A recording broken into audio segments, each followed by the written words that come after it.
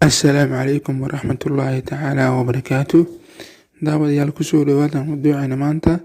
Intaan barnaamijka u gudagelin haddaad janaalka baarka 250 ku cusub tahay, subscribe saar si ay kuu soo gaaraan muuqaaladiina soo socda.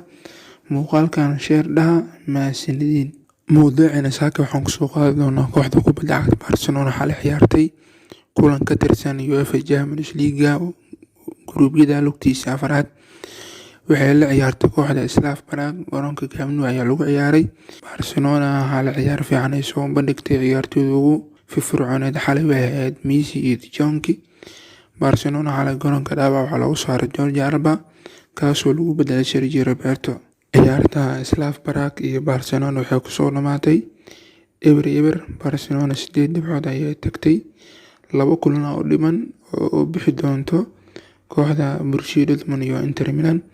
Kulankii xalay jaal waxaa qaatay Gerard Piqué, sidaa darteed kulanka Borussia Dortmund ayuu sheegi doonaa daafaca reer Spain Gerard Piqué.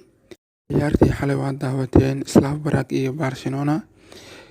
sidee waa qaab ciyaareedka tababara Enes Valverde oo kula dhaqmo ciyaartooyda Barcelona. xalay keedka wuxuu kusoo bilaabay Artur Melo kaasoo kusoo bilaabay Arturo Vidal. Sergio Busquets qaybta dambe ayuu bedel ku sameeyey. Aragtidaada waa inoo muhiim, waan soo dhawi doonaa insha Allah. Janaalka baarka 250 fadlan rukuma janaalka haddaa ku cusub tahay.